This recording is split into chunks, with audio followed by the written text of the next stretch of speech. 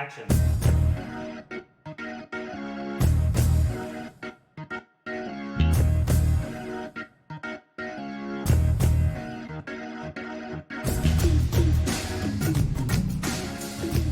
Welcome to Off Camera, the UC Film Society radio show all about movies.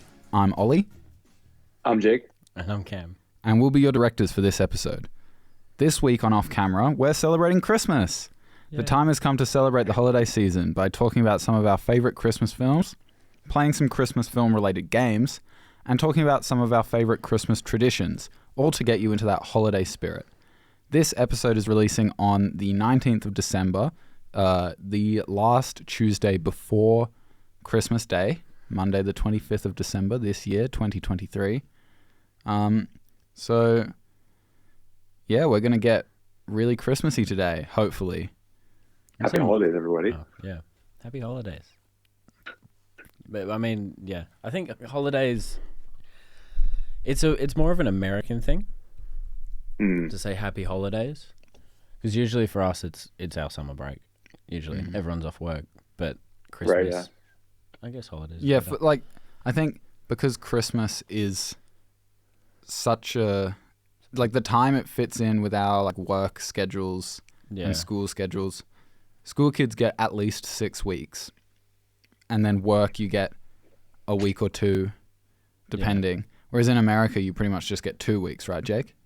Yeah, it's like 2 to 3 weeks. It depends where you go to school. It's still a good, significant time off, especially because you had just started the school year, so it's like you're already on break. But yeah, it was such a weird adjustment coming to Australia and having a warm Christmas and then also longer break for Christmas. I definitely prefer snow school on Christmas. Honestly, there is nothing I want to experience more than a white Christmas. I want it's unbelievable. Have snow on Christmas. You're selling it, Jake. All right, I guess we're recording next year's episode in England. I'm going back to the States this Christmas, actually. No, Jake's gonna shout us a trip to the US for next Christmas. That'll be our Christmas present. You can sponsor our visas. One day. So, yes. I don't know if this is going to end up being Christmas related, but what has everyone's recent watching been?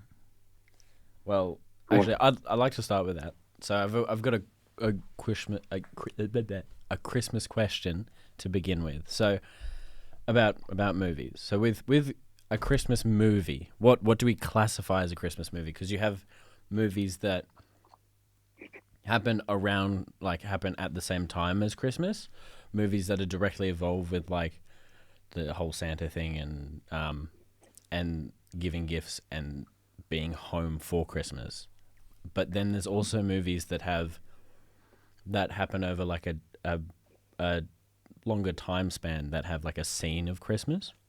I think so as long as Christmas is significant in the movie, it's important. So for example, Die Hard is the biggest one where everyone's like, oh, is it a Christmas movie? It's set during Christmas, right? Yeah. Which you could argue for or against. Like you say, some movies have a scene set during Christmas. But the events of the movie would not happen if it wasn't Christmas.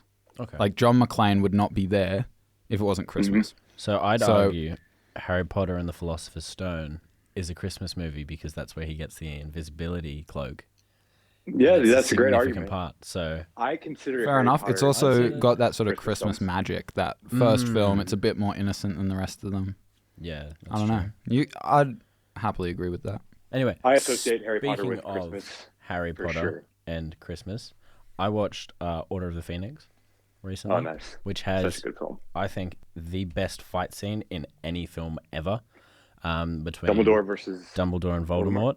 It is amazing. So good. I feel like so good. In all of these fantasy universes, it's the only one that shows the full range of these people's abilities. Like in Star Wars, you could, why don't you use the Force more? Or, what like else? in The Force Unleashed when Starkiller pulls a whole Star Destroyer down. Exactly. That shows the range of their abilities, but you never see anything to that sort of scale in the movies. And usually it's guns or just a lightsaber, or it's not really a mix of things. And I think this is the best example for it. It's showing two immensely powerful wizards who we haven't really seen how powerful. We've just been told how powerful they are, but this is where we can see it, and I think it is. And it does make the best fight. Harry's fight with him in Deathly Hallows Part 2 that much crazier. I mean, there's all these things, Horcruxes, blah blah blah, that make Voldemort weaker, but Harry can stand up to someone who stood up to Dumbledore, who is meant to be the premier wizard of ever, pretty much. And it just it shows him like he is the chosen one. Yeah. He is. I love this film. It's so hard for me to rewatch though, because it features the death of one of my favorite characters. I guess we could spoil it, right? Yeah. Well, yeah, it's been Sirius out Black is for my favorite Harry 11 Potter years. character by far. And his death breaks me, and I love the moment right before he dies where he calls Harry his dad's name by accident. Good job. Oh my god. James, and it's such a small moment, but such a powerful moment in that series. Have you seen some of the BTS from that scene?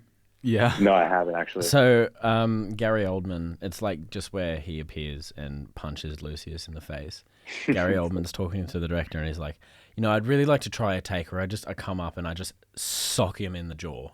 Yeah, that was not, like, it was improvised. It wasn't in the script. No. They talked about it, but it was technically an improvised. It's not in the book or anything. No, but it's a really funny moment. Yeah. I'll admit, I haven't watched the Harry Potter movies in such a long time. I've just Harry Potter's been out of my frame of reference for so long, but that was always my favorite, Order of the Phoenix. Mm-hmm. It's the longest pretty high book. up there for me. It's the longest book, and it's probably, I don't know if it is the longest movie, but it's very intense. I don't think so. But I love that movie. I hate Umbridge, but yeah, it's such a good film. Dumbledore's army and just all that secret stuff going on, it just, I don't know, it tickles my fancy. It is 2 hours and 18 minutes. I think Chamber of Secrets 2 hours and 30 minutes or something crazy like that. Really? Yeah, that one's longer than you'd think. I always hated the opening scene of Chamber of Secrets when I was a kid. I just found it so boring and annoying with Dobby. Yeah, I don't really like that movie. It's 2 hours and 41 minutes. Oh my god, that's even so longer long. than I thought. All right, what's the Deathly Hallows? This is getting into Irishman and how Killers of the Flower Moon and Oppenheimer territory. Deathly Not quite as Hallows. good. Yeah. I've also watched. Which one was it? Pirates of the Caribbean, Dead Man's Chest. Ooh, So you've been nice. watching some franchises lately. I have. I pulled out the old Blu-ray collection. And Love it. Watched a couple of classics, and I think it's not my favorite one of them. It's not my favorite Pirates of the Caribbean movie, but it's also really hard to pick a favorite because I think I enjoy all of them pretty much to the same extent. I will say that Salazar's Revenge, the most recent one, it's not up there. It's not up there. But the CGI in Dead Man's Chest for I forget which year it was when it came out. 06? Early 2000s, I think, right? Yeah. Because the first one came out 03, so 06. It's I the second think one, so. right? Yeah, 06. Yeah. But I think it still holds up today. It's really well done, and some of the shots you can't tell are CG. I mean, Davy Jones just looks I know. mental. People, when it first came out, people genuinely thought it was like a special mask that he wore with tentacles that would move. With puppeted tentacles. Yeah, with puppeted wow. tentacles. It's crazy. It looks better than most films today because they really spent the time on it, I think. Yeah, it's also important to note, yes, it looks better than most films today, and people use that to be like, oh, films today have gone so downhill, but the problem is not the technology or the VFX. The problem is the work ethic. Yeah, it's Yeah, all of the course. work ethic, and we can talk about this for a very long time. But it's, yeah, Yeah. because the technology now is even better. Films should should with the same amount, if they had the same amount of dedication and craft and care put into them by people at all levels, then they would look even better than this. Yeah. But Yeah, the producers just push the VFX artists, they're all about and money so and time and even if it would technically look better with the newer technology, it just doesn't. It just doesn't. Yeah. The reason Avatar looks as good as it does is because that took like 12 years to make, and you can really They feel actually the spent time dedication. like developing the technology, but then they didn't have. I don't believe they had hard limits on like really hard deadlines for the VFX artists because they knew Yeah, how no, long not it would at all. take. And yeah, I think it out of all of the movies in recent years to do with CG, Avatar is by far the best looking one. It has the most detail and it is the most realistic. I also think I would the studios knew if it was like delayed, people wouldn't care. Yeah. Not because they didn't care about the franchise, but because it, as a franchise, is in a unique position where Mhm. if they piss off the fans, they lose James Cameron, Yeah. and then they lose this multi-billion-dollar company, and also James Cameron, like the fans know that James Cameron has this level of technical detail, and so Mhm. they would know that if the movie was rushed, it wasn't James Cameron's fault, and they would get mad at the studio, Yeah, yeah. and blah blah blah. Absolutely. Yeah. It would carry on. Whenever something gets delayed, I'm upset, but I don't get too angry because I know, well, you'd hope that the film will be even better. You know what I mean? So Yeah, exactly. Sorry, Ollie's just run off to grab some popcorn. We've got popcorn here. Cam's brought in some popcorn. Jake is Good. in another state, so he's not allowed any. We'll send you some, Jake. oh, thank We'll you. send you some of this in But given it's I Christmas, could just make some here, but I'd rather wait for your popcorn. Christmas movie. So we'll send you a mince pie filled with popcorn, Thank you. but Thank with you. no mince. that would be disgusting. Hey, he's not here. It's not my fault. Yeah, so that's my My recent bad. watching. Jake, what Sorry, have you we been went watching? off on a little tangent. I've been watching a bit. I rewatched Spider-Man 2, one of my favorite movies ever. By far my favorite That was Spider-Man film. Spider-Man 2 for anyone who didn't hear. Is that Sorry, you is were. that the one? No, the Thanksgiving scene is in the first one, right? That's the first one. Yeah. Do you think that's a Thanks- Thanksgiving movie? Absolutely. Because it's the only I saw one. that recently online. People being like, Yeah. "Is it a Thanksgiving movie?" 2 Yeah. is Doc Ock, and Yeah. I get a lot of fall, autumn vibes from that trilogy, to be honest. Yeah, that's fair. That's fair. So yeah, just Except have to for It's, rewatch when it's it. got a very warm color palette, but not in like Yeah. not in a summery way. But especially, Yeah, no, it's definitely like. except when it like literally snows. That's it. It's true. It does do that. I also watched this documentary by Rob Reiner on Albert Brooks, who is an actor and writer and director. Pretty interesting. I wanted to get to know more about him because he was in a movie I watched recently called Broadcast News, which I loved. And then I watched a movie Albert Brooks wrote and directed called Lost in America. He also starred in it, which is like a really fun road trip film and really funny and really kind of emotionally resonant in some areas. I also rewatched David Fincher's The Killer, one of my favorite movies of the year, without a doubt. It's out on Netflix now. Wanted to rewatch it at home. It's not as good as in the theater, but it's still great. This movie is getting a lot of like hate online. Many people think it's like a minor work from Fincher. I think it's pretty amazing, personally. I just love this type of film, and I think it's awesome. And then finally, I got to check out the new IMAX in Sydney, and I saw one of my favorite films, the documentary film called Stop Making Sense, directed by Jonathan Demme, with music by the Talking Heads. The sound was amazing. The screen was so huge, and just being in that theater, like hearing the music so loud, and being with like a bunch of people who was sold out, was awesome. I can't wait to get to see a feature film there. But yeah, that's what I've been watching. Fun fact about IMAX theaters: behind the screen, they have little devices that vibrate the screen to Oh, wow. remove any artifacts that you can get from the laser projectors. Oh wow, So, Did not know that. fun little fact. that's cool.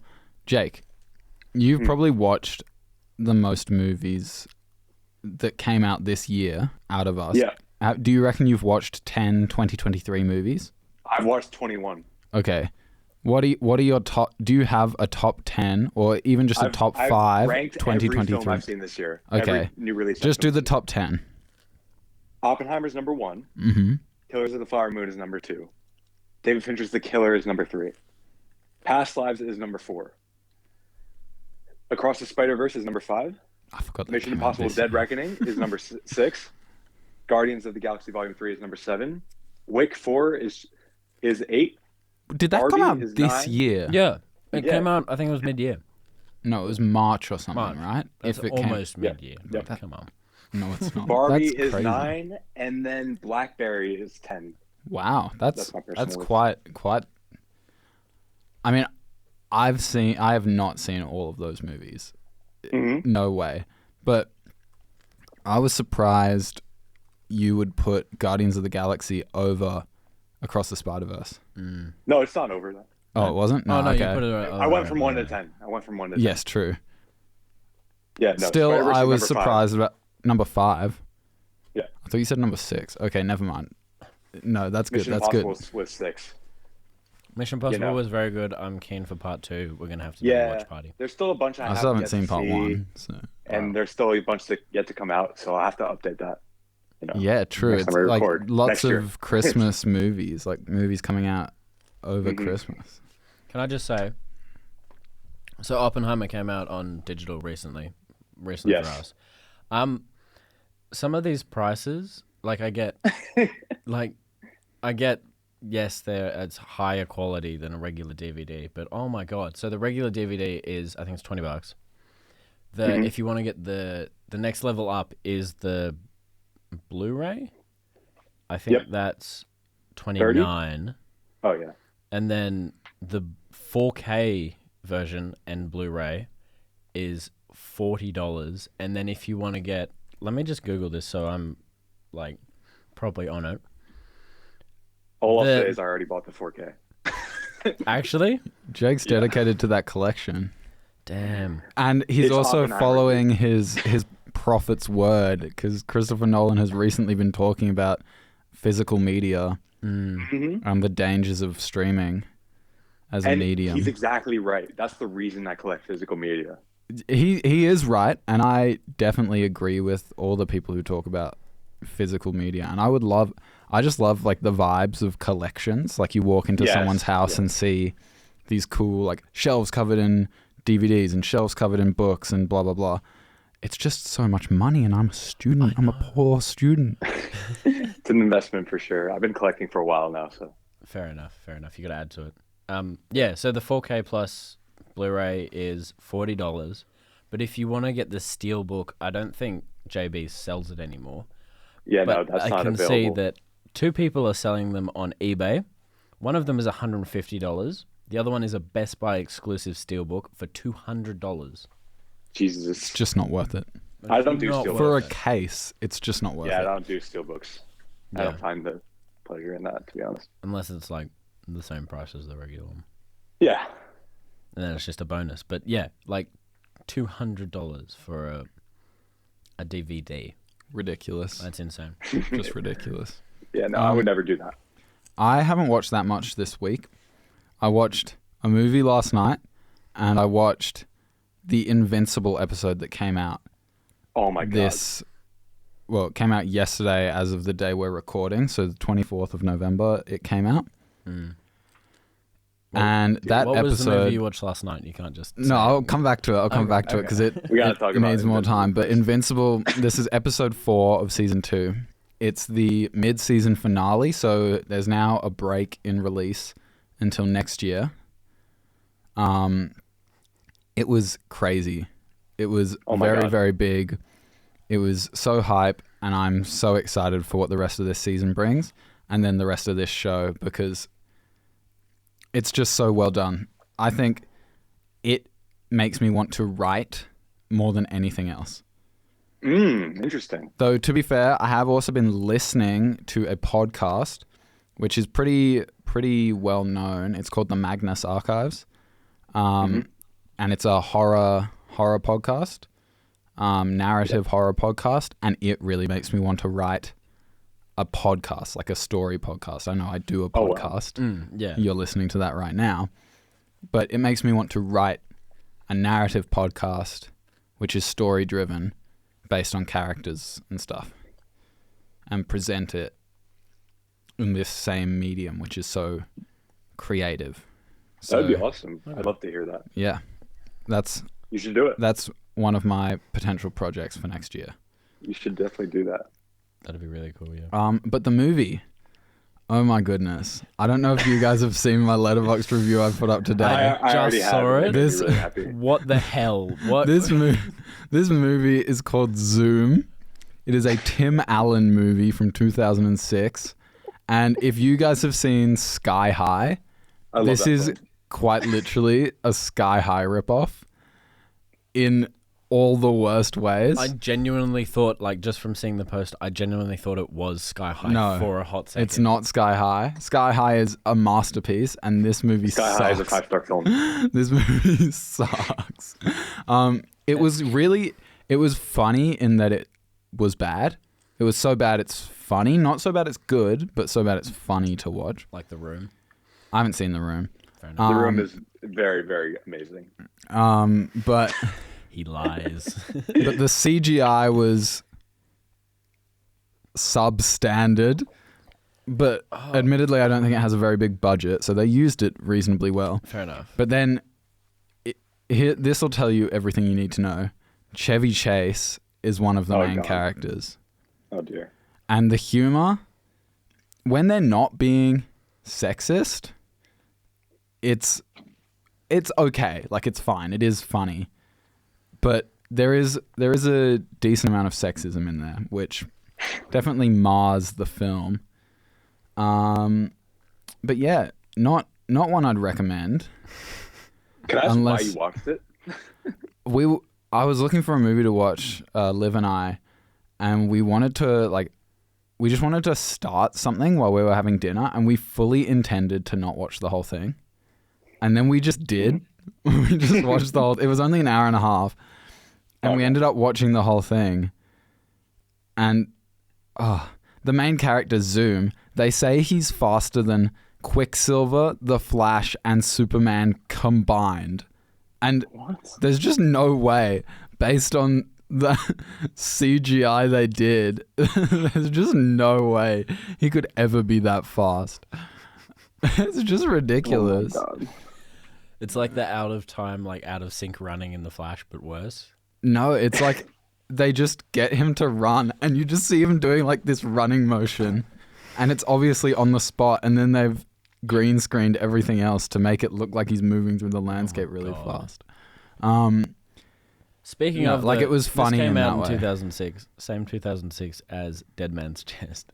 That's what we're just saying. Wow. Yeah. Like, So it's that's awful. I don't know, it's just funny. One plot point in the movie is Zoom, the main character, Tim Allen, he there's like a comic book series about his adventures, and people know he existed as a real person, but also there's this comic book series. And when it's revealed to the kids that he's like teaching how to be superheroes, that he is Zoom, they're like, whoa, that's cool. And then later, they start asking him questions, which it's already been established are in the comic book. And I'm like, you've all said you're fans of the comic book. Why are you asking these questions as if you don't know? I don't know. It's just a bit ridiculous. Mega Boy? What? I know what I'm watching tonight. That's all I'll say. That's one of the characters' names, Mega Boy. What is his power? I saw a short from it. Is his power like he can expand parts of his body or something? Yeah. And in the trailer, he does it. In his first scene, he does it to his butt. And yeah, okay. Yeah. That So should give you a good that's idea that's of the how movie. Great this movie is. That's the movie I watched. What the hell? You gave it 2.5. Honestly, it could go lower. Fair enough. Not high enough is what I said. You should watch it. You should watch it. I wouldn't Okay. recommend it, but you should watch it. Oh my god. Okay, Jake, you are the only one, I think, out of us that has experienced a winter American Christmas. Yeah. Why don't you tell us a little bit about what that's like? Cold. Really magical, especially living near New York, where they have like the big Christmas tree and all the lights. And I used to go to like the Radio City Music Hall like Christmas Spectacular every year, which is like a big Christmas show with the Rockettes in New York. So it really was special. Like it would never get old, and being able to just personally, just like go hang out with my friends, go sledding, drink hot cocoa, watch Christmas movies during the holiday season was really, really special. And Christmas always was really fun. Got to see family. Usually did trips within US to go see family, but also, Mhm. Got some time at home. Those 2 weeks off were huge. Um, it would get really, really cold, and sometimes I would have to shovel snow, which sucked. But now that I'm in Australia, I miss that snow. That just gives me Diary of a Wimpy Kid vibes. I just had my mic off because I Sorry. was eating popcorn. That's a Christmas movie too, by the way. Not the movie. Well, yes, the movie, but also in the Yeah. books. I remember Oh, like yeah. there's a whole thing about him shoveling snow, He didn't he like water the driveway to get rid of the and then it turns into ice. and he turns into ice. So he has to go and buy salt and oh my Yeah. god. I think the Diary of a Wimpy Kid books and movies is what I think of when it's like quintessentially American. American suburban Suburban lifestyle. It's the most basic family. American, Yeah. Where they they go story on a and, trip and look, something characterization. goes wrong and But I think for some reason for me, and I think it's based on all this media I've consumed, I have this sort of mysticism towards suburban American life.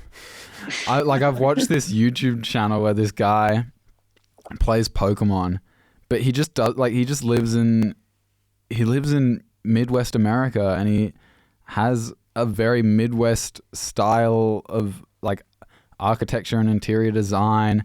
And when he goes outside, it looks so Midwest American. And there's just something about that aesthetic which is somewhat pleasing to me. I don't know. And combining that with the Christmas and the being snowed in, I don't know. In my mind, it's just this weirdly magical thing that's so down to earth.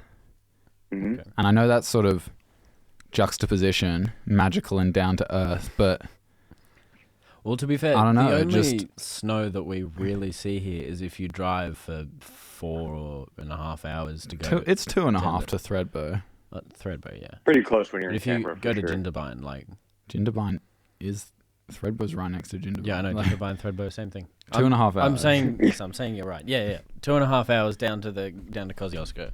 Yeah, there's see snow. in Canberra you get maybe some hail, which they call snow with air quotes. Well, that was a weird phenomena. It was like early March or something, and there was so much hail that the ground it looked like it had just been snowing. It was really small as well. It was tiny little hailstones. Honestly, when I think of a snow, out in a kind of a larger American town, and it's just snowed. That's exactly what it looked like.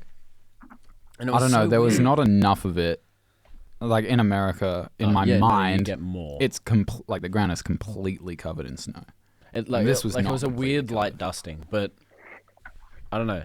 We have had snow, but it's been many years ago, and it's never stuck to the ground. It's just kind of melted as soon as it hit it. Yeah, I've never Yeah. experienced it snowing in Australia anywhere outside of the Snow snowy fields. mountains. Yeah. I saw snow this year actually when I was in New Zealand, driving to Queenstown. We drove through some Yeah. snow, so that was pretty cool. Didn't go out and be in it because we were driving, but that was pretty Yeah, cool. snow in Queenstown is snow in pretty cool. Mm-hmm. Queenstown is amazing. I need to go back. Yeah, it's one of my favorite places ever, to be honest. Same, absolutely. But yeah, not Relocate the I've podcast. never had a Christmas that's snowy. For me, Christmas is I have this one specific shirt that is pink with all these birds on it, and that's my Christmas shirt. Nice. I don't just wear it at Christmas, but it's my Christmas shirt. And it's putting that on, sitting outside on the deck with my family, by the pool, maybe not swimming, maybe swimming, depends how hot it is, and just eating food and having a chill time. And it's always really hot or overcast. Up in Sydney? In Sydney, yeah. Oh yeah, every Though time. quite often we're in New Zealand, but it's pretty much the same thing. Yeah. No, that's pretty much the same. Usually it's humid as hell. The aircon's just broken. Everyone's trying to find hogging the last fan or something that's in the house. Somebody's complaining that the barbecue's not working. Everyone's in shorts and thongs and yeah. Heaps of soft drinks, like, A lot of soft drinks. or alcohol if you're an adult. Yeah. Though I I will don't say- imagine that's exclusive to a summer Christmas. No. Yeah, no, it's not. But I'd say I will say though. you wouldn't have a hot chocolate in an Aussie Christmas typically. Yeah, I mean, my dad used to make hot chocolates pretty much every morning for my brother and I. So Christmas Oh, was nice. just another morning we'd get a hot chocolate. But I haven't had a hot chocolate on Christmas recently because it's just too hot. Yeah, it's too hot. Hence the name. Yeah. I will say it's really nice being able to go outside and go to the beach on Christmas, for example. I do love that, and I like both experiences, and I'm happy to say that I've gotten to experience both. Not a lot of people can say that, so Over I at think it's cool. Bondi Beach. No, Bondi in on Christmas Day is usually A hellscape. It's horrendous. crazy. A pretty good beach on Christmas Day is Balmoral in Sydney. That is such It's- a I nice love because Balmoral Beach. It's always a nice beach, Mhm. but it gets busy, but because it's like a big pontoon sort of deck jetty thing, everyone's a bit more spread out, and the beach isn't too deep, so it doesn't get filled up with people. Yeah. And but there's Everyone's also either quite like a long at the beach either cafe side. or on the steps, or like you say, way further down the other Yeah. ends. So it's always really pleasant to go to on Christmas morning, and if you go pretty early, because my family are normally up 6:30 ish. When it's So about if we 35 go to Balmoral, it's like 7:30. It's And still there's pretty nobody. quiet then. Because everyone likes a good sleep in, except for their kids. Mm. Because they love the presents, bro. Yeah, Christmas is good for getting up early if you're a kid. Oh yeah, I used to do that for sure. I would always wake up super early on Christmas and go downstairs and look at the tree, and then I would always fall asleep on the couch next to the tree. Oh Very really? typical American. That's so cute. Trying to catch Santa. We would just get up and rush to our parents' beds to wake them up. I would do and that be like, too, but let's go and get our presents. usually unsuccessful for me. My parents were also up early, so Mm. it depended how early it was. Yeah, If it was before 6:30 ish, no way. And we would be awake at 5:30. yeah. I've had Not some 5 not a.m.s. normally, but on Christmas because we just were too The excited. rule was always Too 6 o'clock excited. in the morning. You can go and open your presents. And falling asleep on Christmas Eve was also so hard. So hard. Yeah, probably we got angry on Christmas because we were just overtired. Yeah. It's a good call. Speaking of though, I'm not getting angry on Christmas, but is there anything like traditions? Is there anything you'd watch, that you remember watching, movie wise, or We TV-wise? didn't really have Christmas traditional movies. I was about to say we didn't have Christmas traditions, which is not true. It's not what I meant. We didn't have Christmas You just movie explained traditions. But more recently, I think my mum showed me Love Actually in 2018. Mhm. And since then, we've watched it most Christmases. Mm. Not every Christmas, but most Christmases. Mm-hmm. So that's become somewhat of a tradition. Yeah, nice. But yeah, no, not really a movie watching, like a Christmas movie tradition for me. Mm-hmm. I would like to have it. I mean, there are so many Christmas movies, and obviously we're going to go on to talk about them. But I don't feel like I've seen that many Christmas movies because you don't watch a Christmas movie outside of the Christmas period, except for Love Actually, which is, I know it's a Christmas movie, but it's a rom-com. So you can sort of watch it whenever. We should say Christmas movies are a kind of animation. It's more of a medium or That's a pretty good, encapsulation, like, if you think that's about a good concept. But it again, it depends. Yeah, I'd say I definitely have some traditions. Not surprised at all. Go ahead, tell us. yeah. please let us know. Every year on Christmas, me and my family watch Rudolph the Red-Nosed Reindeer, which is it's 50 minutes. It's like a thing from the 60s. Classic story. We all probably know it. Wait, Really how good long? animation. 50 or 15? 50. 50. Oh, okay. 50. I was like 15 minutes. That's No, not. no, I would not be That's mentioning That's it like a if it was Bluey 15. episode. Yeah, it's like 60, Speaking 56, of- I think. I'm keen for this year's Bluey Christmas episode. I mean, I have seen Rudolph the Red-Nosed Reindeer. I'm going to talk about it a bit later. Mm. But Yeah. I just didn't know it was only 50 minutes. Yeah, it's pretty short and it flies by. But I love like the voice acting and like the animation for that time. I think it's really fun. And then It's I stop always, motion, isn't it? yeah, for sure. And I always just rewatch all of Harry Potter. You know, you brought it up earlier, Cam. Yes. These films, Harry at least Potter. pretty much all of them have at least like one big Christmas scene. They all, go through the seasons. I mean, it's so So British like that. Yeah. Northern Hemisphere sort of school timetables start in September. Christmas is that Mhm. first big holiday. Yeah. So it fits with your experience. And for For us, sure. it's that it adds to that magic.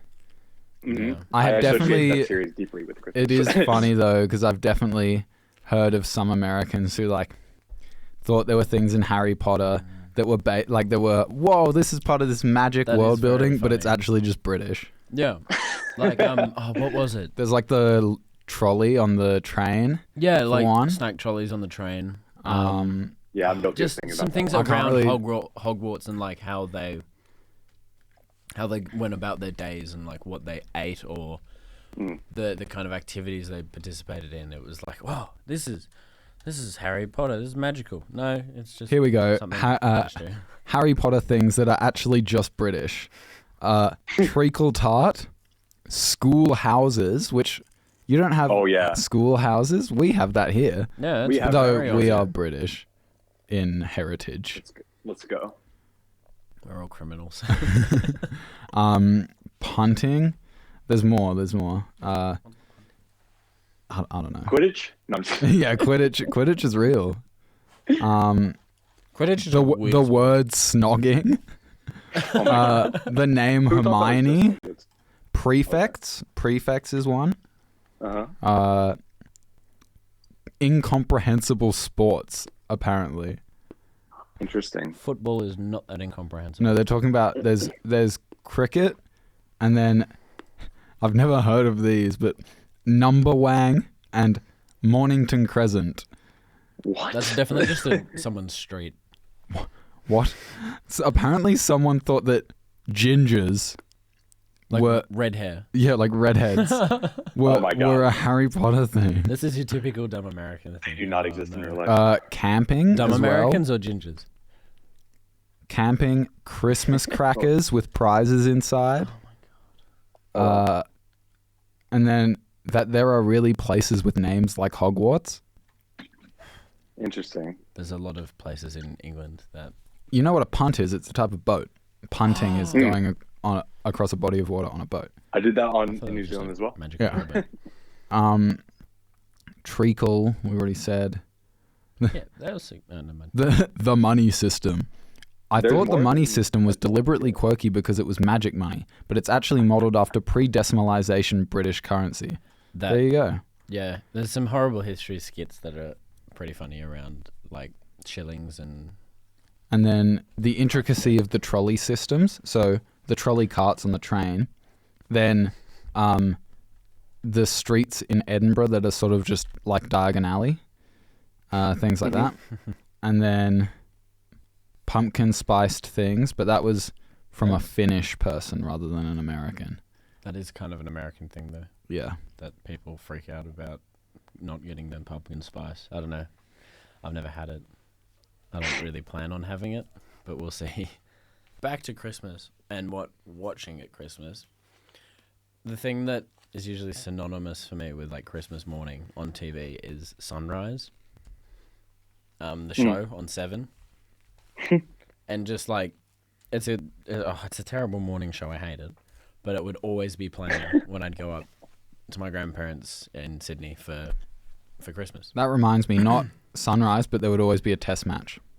Yes. Oh, interesting. I don't watch cricket. My dad watched cricket.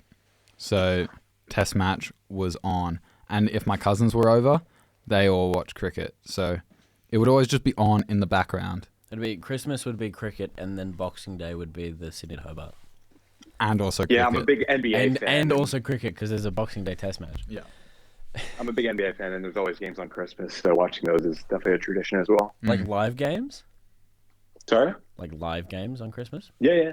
For me, like, Wow. I've never worked or done anything like scheduled Yeah. on Christmas beyond the Christmas specific things.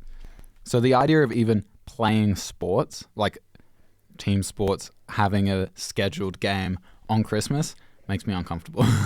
Yeah, right. It freaks me out. That's a day for you and your family. I For wouldn't. sure.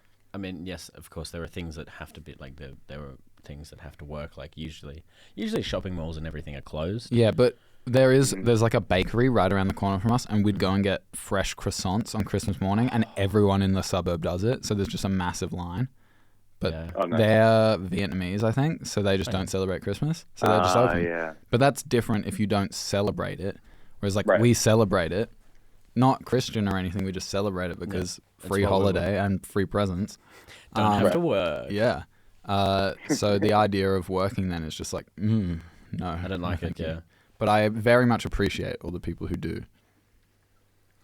Does anyone have like a Christmas gift they remember getting, or like a favorite Christmas gift? I guess.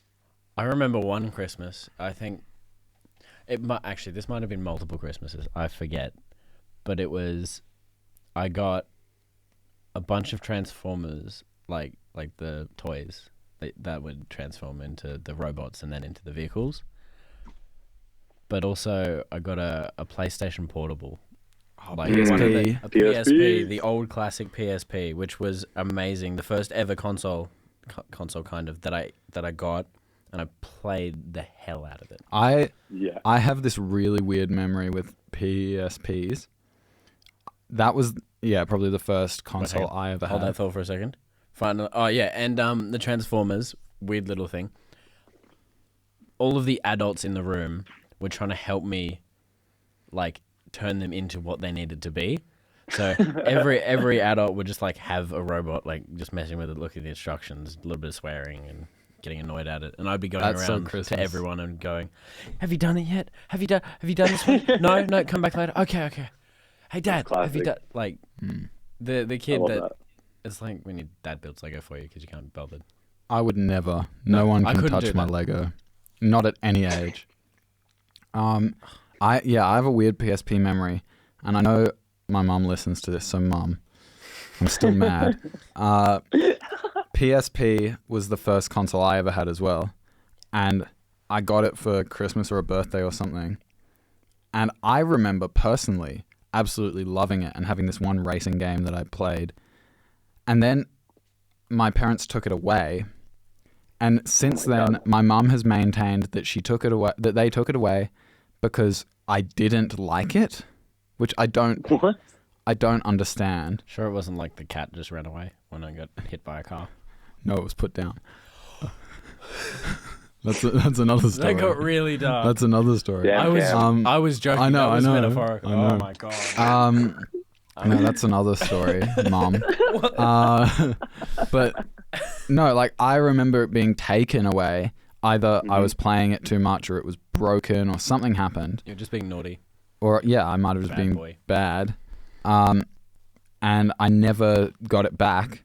And then I got a DS for Christmas or my birthday. I can't remember which it was, but I'm gonna say Christmas because this is a Christmas episode. Yeah. And also, my friend got one, so I think it might have been Christmas because our birthdays are not close together, and we got them close together. But yeah, I mean, much happier with a DS than a PSP, and so it ended up favorable. But I just have this really weird memory where it's like I absolutely loved it, but Mum says they took it away because I didn't like it. I think they just wanted it for themselves, man. Yeah, they were like, he's having so much fun. But then where is it? I've never seen it again. If They they still wanted have it for it. themselves, They're hiding it. yeah, my God. really well. Really well. You've gone We've searching. moved The house since then. upside down. Have you gone searching for it ever? Yeah. That's so strange. God. Okay, so favorite Christmas movies. Obviously, most of the three of us, so Cam and I don't have don't have movie watching traditions at Christmas. Usually I'm not usually we don't watch a movie as per se. We just kind of, everybody goes to sleep at like 8 o'clock because they've been up all day since 6 o'clock. For me, we would never watch anything on Christmas. If we were to watch a movie, it would be around Christmas, but we don't do that. Christmas is like by the end of the day, everyone's had enough of each other. Yeah. So it's sort of go and do your own thing. Probably play with your presents. Build your Lego. Play on your new Play with the presents console is a or big whatever. Christmas Yeah. tradition. It's usually the bit with most people. I think the most time everyone's together is at lunch and in the morning, Mm. Yeah. and then it's Yeah. like The first half of the day. you'll come out of your bedroom at like 3 o'clock and go, oh, like half of the people have left. I didn't even notice. Yeah, if there are guests there that you don't like, it's just like, bye-bye, I'm going to my room, and then they go on later. Yeah, exactly. So Jake, since you have a bit of a larger repertoire of Christmas movies, would you like to count them down for us? Sorry? Top five. Count down Okay, your top five. Give us your top 5 Christmas movies.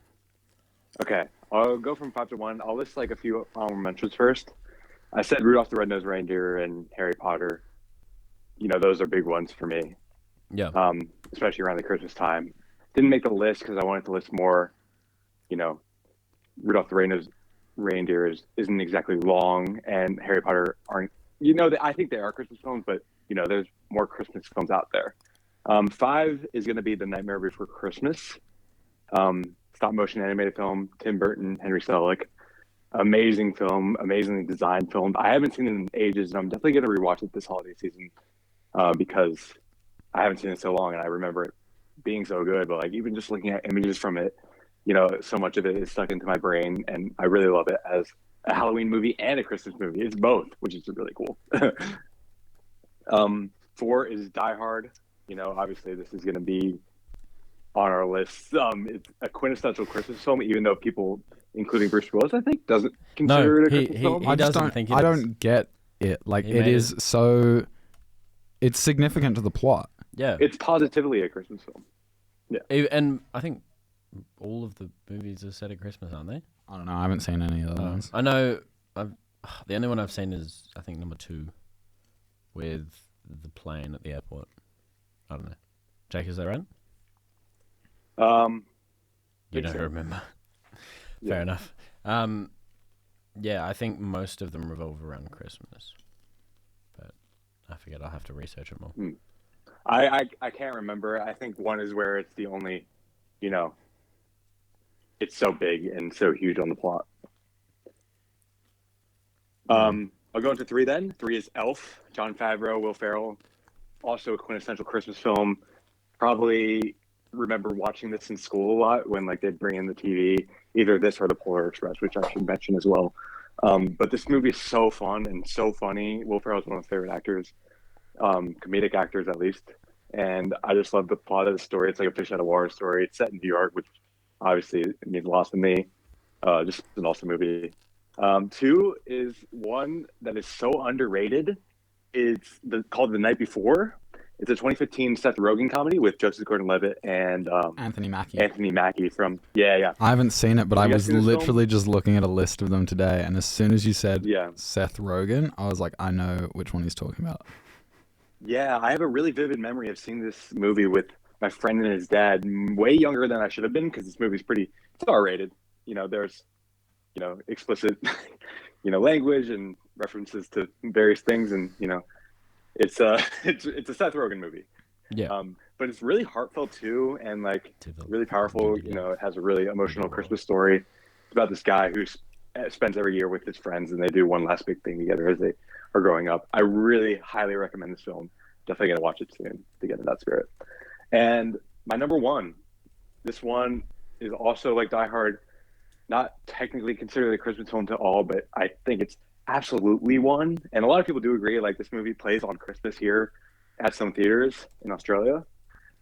It's Stanley Kubrick's last ever film, is one of his many masterpieces, Eyes Wide Shut. Honestly, starring Tom Cruise and Nicole Kidman. If you hadn't mentioned that after the other week, I would have been disappointed. What was last week? No, the other week, when you were just talking about it a lot Oh, right. the other yeah. week, and No, you were like, yeah, it's a I- Christmas movie, it's a Christmas movie. Yeah, me and my dad have been getting in many debates about this recently. Like, he thinks it's absolutely not a Christmas film because it definitely doesn't put you into that, like, happy, cheery spirit. I think Christmas that films, is... I guess, should. I know at the start we talked about what makes a Christmas movie, and it's whether the setting of Christmas is like substantial to the plot. Mhm. Yeah. I do also think it should be ultimately joyful by the end. but Is Die that Hard is exactly joyful? yeah, it's Yeah. a happy ending. It's one of those like high stakes saving a Like it's dramatic, person. sure, but person. it's comedic and it's fun and it ends in a happy place. So I think, I mean, I haven't seen Eyes Wide Shut. It doesn't end in a happy place. Yeah. I think this is more arguable than the setting Yes. thing. Yes. But I just think Christmas, I know in America, a lot of people find Christmas bleak or just anywhere where it's snowy because it Right. can just be like it's in the middle of winter, it's dark.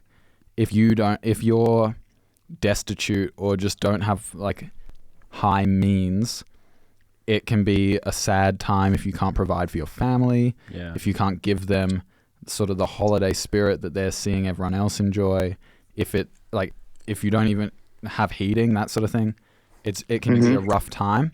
And so I think Christmas movies should be that sort of joyful, bringing that spirit just to like add to that environment and make it better. Yeah, I see what you're saying, and I totally agree in some certain circumstances. But if you change this film to be a different season or, take place, the plot and the meaning of the film completely changes. It's based off an original story, I think, and I think Kubrick actually changed it to make it take place during Christmas. So if he felt that Christmas was a big part of this film, and it totally is in my eyes, I think that should maybe, it certainly isn't not a Christmas film. You could argue whether it totally is. I think that's the best description. You can't say it's not a Christmas film. Yeah, it has to be. You can't definitely say it is a Christmas film the same way everything else is, but you can't say it's not central to the plot. Yeah, and I'm only putting it one because it's Kubrick. I mean, I love the movie on its own, and I just think it's funny to put this as like my favorite Christmas film. I do love the film, but yeah, it's certainly an unconventional Christmas film, but one that I think reshapes the holiday in my mind and like what the holiday means in terms of like family and like loved ones, spending time with loved ones, and certain relationships during that time of the season in a really interesting and unique way that makes it my favorite Christmas film because of the way it changed my view on Christmas. Fair enough. I'll do mine next. Side note, real quick. Random question: do we classify any of the Frozen films as Christmas? No. No? They don't. They're just snow. They don't actually take. It's more like a Yuletide. Elements, didn't they? It's a festival, but the festival is so in the first one, the festival is celebrating Elsa's sort of coronation.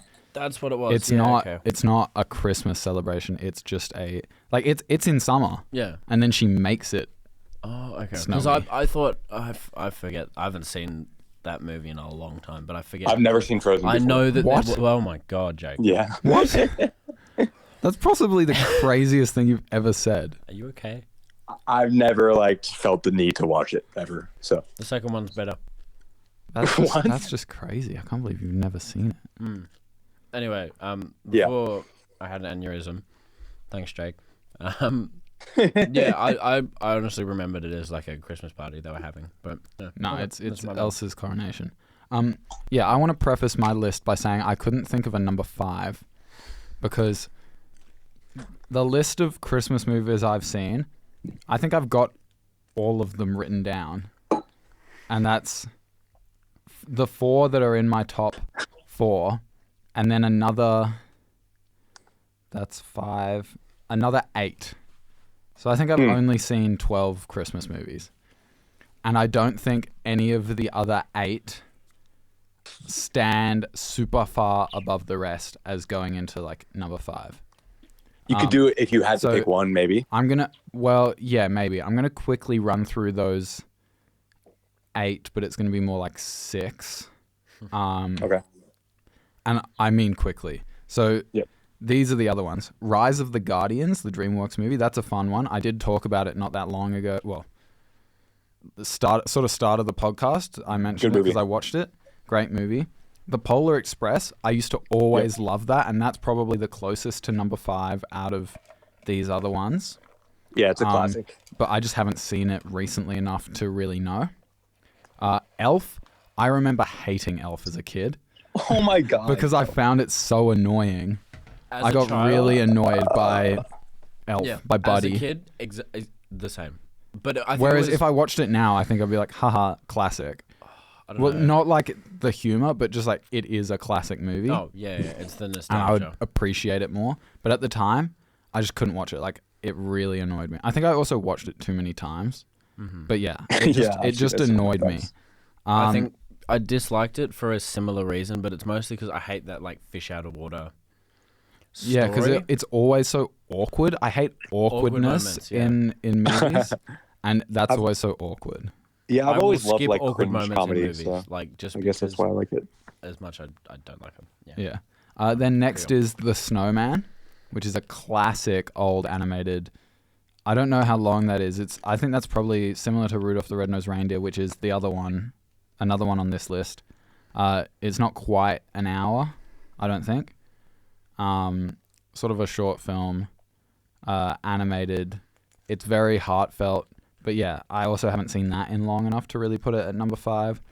And then the other one, which is 6 through 8, is just the other Home Alones, which are 2 through 4, which is sort of a spoiler for one of my lists. But that, yeah. So I think I'm going to put The Polar Express at number 5 because I've always loved that movie. Yeah, nice. Even though at one point, no, actually, I remember other people being scared of it and not understanding because I was never scared of it. I do get the uncanny valley-ness of it now, but I don't It's think so it's weird. as bad as everyone says. Like, there are worse movies for Uncanny Valley. Oh, for sure. I agree. It kind of reminds me of Monster House. Yeah, a little bit. It's got a Yeah. similar sort of animation style. Then number 4 is Die Hard. I don't think we Yeah. really need to say anything more on that. Fantastically fun action movie. Then Arthur Christmas, which I spoke in depth about a couple weeks ago. Then number 2 is Love Actually, which, like I said, is sort of the closest we have to a Christmas tradition. It's just so fun. It's hilarious. Hugh Grant is great. All the characters are great. Liam Neeson and Thomas Brody Sangster's relationship is fantastic. I don't know. It's just like all the little vignettes, except for Alan Rickman's one, are so fun to watch. I do remember that scene of him and Rowan Atkinson Yeah, with the flowers. That's pretty. in the jewelry shop. Yeah, that's pretty funny. But yeah, not liking that sort of like awkwardness. That scene sort of is rough, and just that whole vignette and story. But everything else, it's so fun, and I love how they're all sort of interconnected in some way. Like Hugh Grant's character and Alan Rickman's, Emma Thompson's character are related. And yeah, there's all these little connections like that. It's great. And then number 1 is Home Alone, which Nice. I'd say is my favorite Christmas movie. It's probably up there as one of like my favorite nostalgic movies. Outside of like any of these franchises and stuff. Like, it's just such a great kids movie. Yeah, it's one of the best. It's so funny. It's so do- bizarre. I do love the memes of people catching Macaulay Culkin at like awkward times and like making jokes about how what's his character's name? Kevin. Kevin McAllister's like he went down the hard road after getting lost, Yeah. which is pretty funny. Like, it's just such a fun movie. And everyone treats Kevin so poorly, and he just gets back at everyone. It's like, sucks to suck Kevin's family, and also Harry and Marv and everyone. And then the neighbor who seems like he's evil, but is actually like a really nice guy. Fantastic. It's Bless just, you. It didn't just- sound like a sneeze to us, but bless you. it's just, yeah. Fantastic Christmas movie, fantastic kids movie. So I love it. Yeah, I'm with you on most of that. I haven't seen many Christmas movies recently, so this is just going off my memory. I will start with some honorable mentions, though. Rise of the Guardians. which was Nice. always a film I kept coming back to, not necessarily around Christmas, but just because we had it on DVD. I always wanna forget watch that it. it's a Christmas movie. Like it is Yeah. pretty heavily set during Christmas, but because it has Yeah, I all of totally the forget that other, too. Russian Santa. it's got all of the other like holidays. Like it's got Easter. It's got well, not holidays, but sort of like those Tooth creatures. Fairy doesn't count. It's got the as a Easter holiday. Bunny. It's got the Tooth Fairy. So all these other ones, like Santa, that it doesn't really feel like a Christmas movie, but it is. It's Yeah. from the start. It's set during Christmas. Yeah, exactly. No, so but yeah, I always thought it was a pretty fun movie. I probably need to watch it again. Also, Arthur Christmas. No, I haven't seen it many times, but when I did watch it, it was, I don't know, it was very, I love like the modern style of looking at Santa and how, okay, realistically, there's 8 billion people on this planet. How would he do it? Now, yeah, not necessarily. It's all to do with belief, and not everybody believes. But that's, you didn't know that as a kid. You thought, oh, everybody celebrates Christmas. Also, when we watched that the other week, we looked up how long Santa would have from, say, 10 p.m., like the very first place to be 10 p.m., to the very last place to be, say, 4 a.m. But it's always through night around the whole world. Yeah. Yeah. And he would have like 36, 38 hours or something, which is better than the 10 or whatever that they always give him in media. Yeah. But it isn't. He also has like an average of, I think it's like 1 point something seconds per child or something. I don't know. It's less than that, I think. Yeah, it's crazy. But yeah, that's a fantastic movie. I just googled Santa's average. Here we go. Calculations revealed that Santa travels 0.5% the speed of light, Oh wow. and he would have to complete 822.6 visits per second. He has Is that one. for every person in the world, or every house in the world, or every kid in the world? Because every kid in the world, there's 2 billion. Santa would have an average of 1/1000th of a second to park his sleigh on the roof, hop down the chimney, eat the food, drop the presents off, get back in the sleigh. So Santa is the Flash. Santa is he would have to move at 0.5% the speed of light, which is just How did you say that? that's a fun fact. I love like dumb movie physics. It's really funny. Let me get into my top 5 there. So with my 5th favorite, I'm gonna have to break the rules a little bit. This is an episode from a TV show. That's fair. I did think about doing Christmas episodes, specifically Yeah, me Doctor Who, too. but I never ended up looking them up. And that's exactly what I chose. Yeah. So I chose The Husbands of River Song, That's a great one. which is Not what I thought you would have chosen. I actually don't think I've seen the other ones. Like properly haven't seen them. Wow. I don't know. There's like nowhere to watch them. It's all on Stan. Well, good thing All I don't of Doctor Who have is on Stan. have Stan. But this is Peter Capaldi, and I forget what her actress is. Alex. I don't remember. What's her last name? I'm not sure, but it. I don't know. It's an Alex episode Kingston. There we go, Alex Kingston. I've seen the episode so many times. I think it's the one I've seen the most, and it's always like it doesn't really feel like a Christmas kind of episode, but it is definitely. It's so standout, important yeah. to River's story as well. It is. Have you seen every River episode? I think so. Yeah. Okay, that's good. Yeah, it's so important to her story, that episode. Her and Matt Smith, Doctor. Amazing dynamic. Matt Smith is my favorite Doctor. Same. By far. Even though David Tennant, really? It always alternates. I watch David Tennant seasons and I'm like, he's my favorite. And then I watch Matt Smith and I'm like, he's my favorite. So I don't know. They're both your favorite.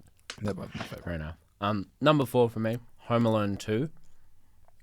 It's the Home Alone that I've watched the most. I think it's the first one that I saw out of the 2 of them, which is a bad way to watch the movie. Weird.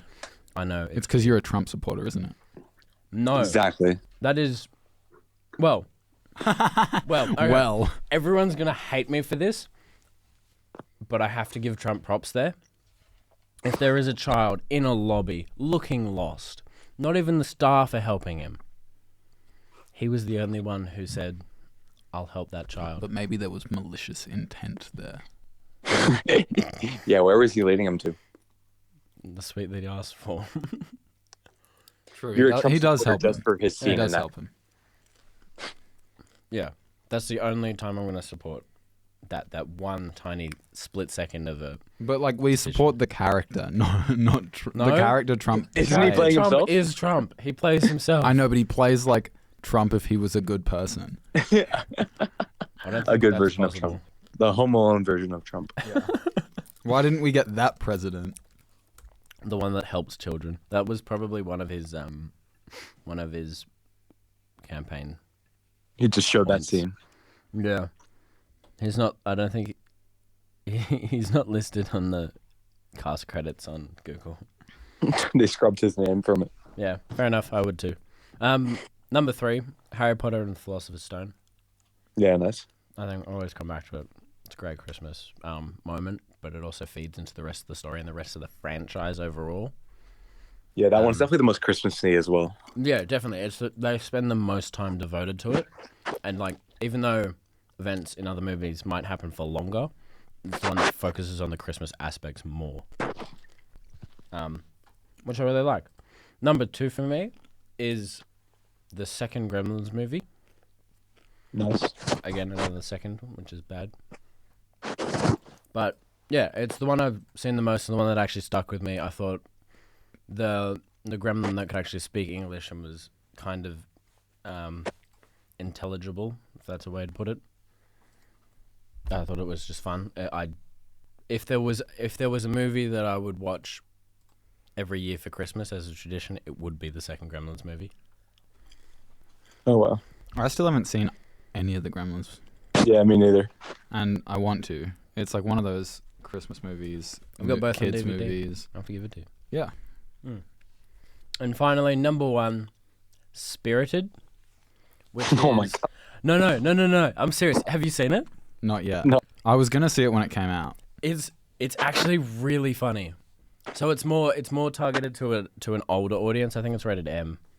It's Ryan Reynolds, so Yeah, it's Ryan Reynolds. But it's such a good story. It's funny. It's Will Ferrell kind of brings his elf character into it. Elf character into it with like just being an outsider for part of it. But I watched it most recently, so it's stuck in my memory. But it's actually quite funny and quite heartwarming for a Christmas movie, and it defeats the. It kind of doesn't follow the usual Christmas movie plot points, Mm-hmm. I'd say. So yeah, that's my number 1. nice. I definitely recommend going watching it. I think it's. I've put it on my exclusive Christmas to Apple list TV to Plus. watch. List of Christmas movies to watch. Yeah, there we go. How about we go into a game of quick pitch? Christmas quick pitch. Christmas themed. Christmas quick pitch. Love it. Do we have a Christmassy director? Mm. What if instead of a director, we choose a location? Because that is very important for Christmas films. You know what I'm gonna say? Nakatomi Plaza, No, I was gonna say New York. New York, New York City or Nakatomi Plaza. New York City. New York. Every Christmas film should be set New York. in New York. That's my biased opinion. Hey, I'm walking here. I mean, yeah, it definitely has the biggest like. There's this is really obscure reference. There's a map made by I think it's the New York Times from like I don't know early 1900s that shows how people perceive the U.S. Mm-hmm. Oh, sorry, how New Yorkers perceive the U.S.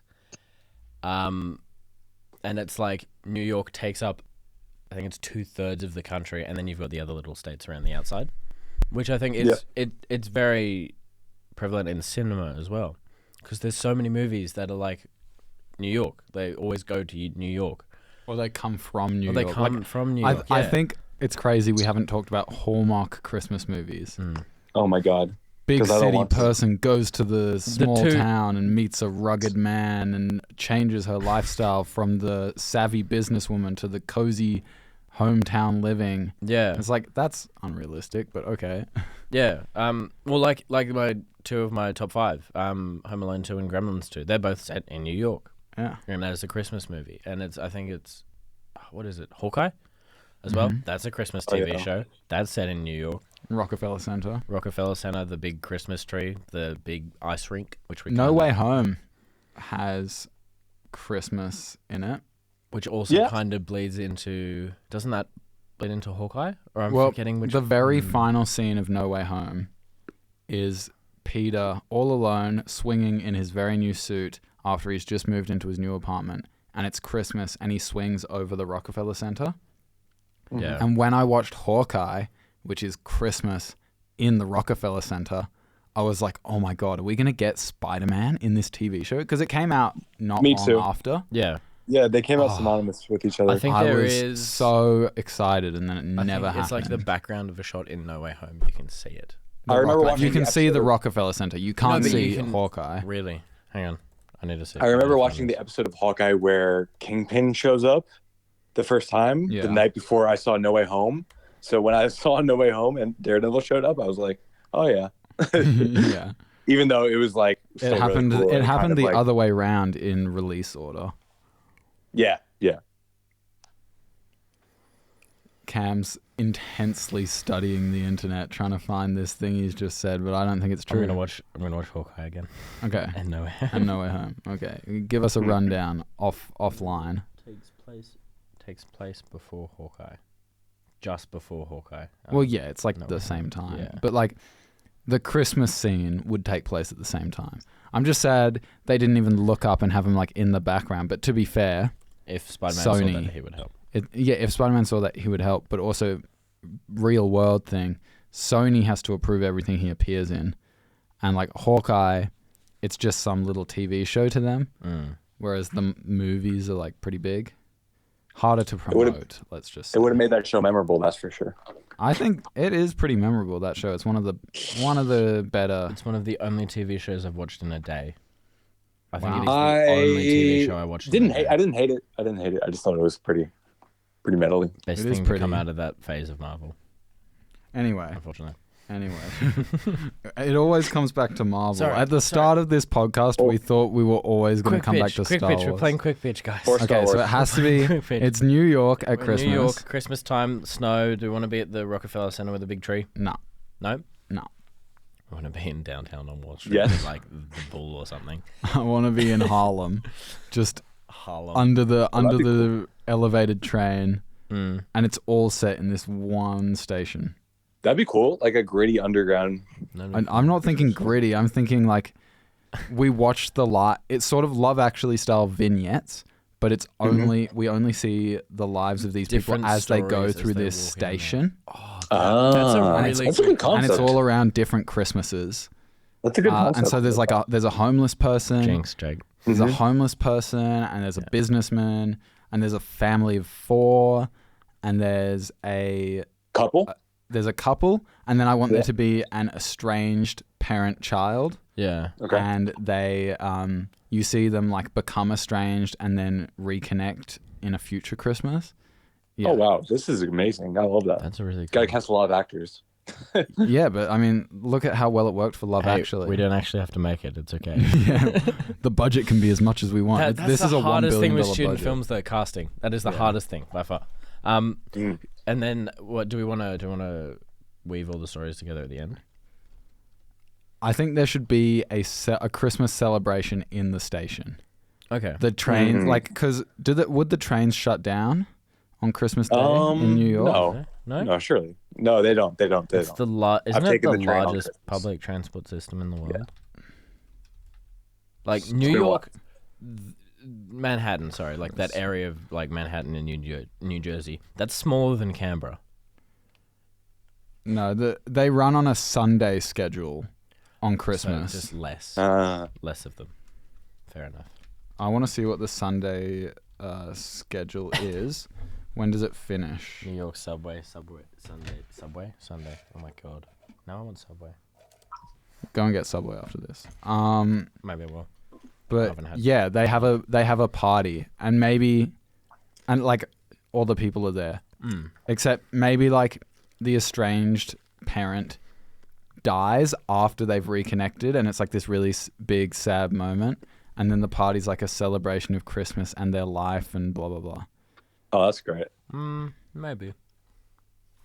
I kind of want Paul Thomas Anderson to direct this, only because he does so well with weaving different stories together. Magnolia, his film after Boogie Nights, is all about like these different people's stories coming together in one area, and Boogie Nights kind of experiments with that a little bit. The But last maybe train, that's just my bias. the last train would happen after midnight. Okay. It'd be like 12:30. So we're setting this at like 8:30 p.m. Everyone's quickly running home on Christmas Eve. Yeah, it's like it's Christmas. It's every Christmas Eve. Mm. I Could actually we do a really bunch like of this timelines? Yeah, it's great. Like it's different decades. or Well, yeah, it something? happens over different And we see years.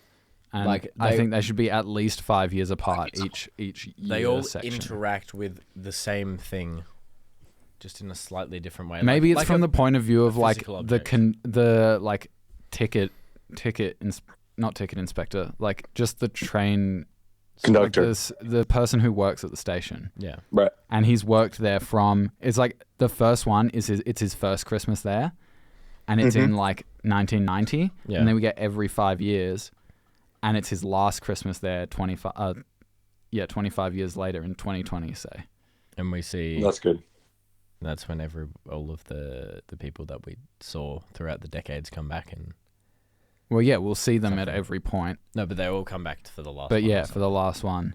they all just happen to be on the platform at the same time, but it's No, it's a surprise party for his retirement, and it's at Christmas, because he's retiring like January 1st, say. kind of reminds me of like an animated short of like The Rock, that goes from a mountain to a boulder to a small rock to a pebble. I don't know if I've seen that. I don't know. I can't it's say I've weird. seen that. Pixar animated one, right? No, maybe I don't know. It's been all over Instagram, but it's like a consumerism thing. I don't know. But yeah, I think reminds me of that. a PTA could do it, because it would be fun to have some like gritty scenes, but I still want it to be mostly like this heartfelt, Yeah. sort of yeah. like to the same sort of level that Love Actually is, where it does get kind of dark with like the cheating stuff, but it's not really intense. Yeah. It's not He like could definitely pull that off. it's not Boogie Nights where it goes so Mhm. kind of crazy. Yeah, he could pull that But off. I think for he sure. could do it, especially like big supporting cast.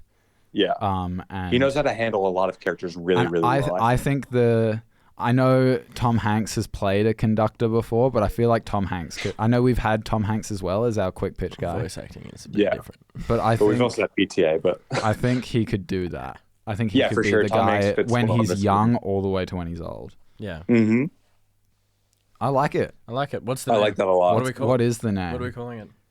Last Oh. Stop for Christmas. I love it. That's good. That's pretty good. Is that a movie already? Last Stop. All aboard. No, that's definitely a movie. There's Next Stop Christmas. Next Stop Christmas. Okay, yeah. I think Last Stop for with Christmas. Christopher Last Stop for Lee. Christmas is great. Ollie. I like it. That was a great performance. I kind of carried that. Sorry. Yeah. Sorry that you guys didn't get to No, say I mean- anything. No. I would have stepped was your in if 10 I this had time? anything. Yeah, I'm gonna make that. But yeah, One day. I just do it. want Let's write it. executive It'll be our producer summer credits on that. Executive producer. You just want the big bucks. Yeah. Hey, we'll be writers. I was we here helped. when you conceptualized it, so I think You could make I a earned it. copyright claim for having an impact on the story. Yep. We'll pull an Andrew Garfield in Social Network. Yeah. Well, that pretty much brings an end to the first season of Off Camera. The first year. ever season. Oh, half a year. Well, How are we half a year, feeling? but this is the end of the year, so it's the end of the first year segment of Off Camera. Season. Feeling Went by pretty good quick. about how we went. That was pretty good. I feel great. It's been a lot of fun doing this with you guys. Yeah. Talking movies. It's a good outlet for my random thoughts about film that just occupy my brain. They definitely every are day. random. Class is Definitely are. never enough. That's how it is. Yeah. It's never enough. Yeah. It's been Yeah, no. awesome. Yeah, and Um, next year, season 2, starting towards the start of the semester, I'd say. I'd say so. For yeah. sure.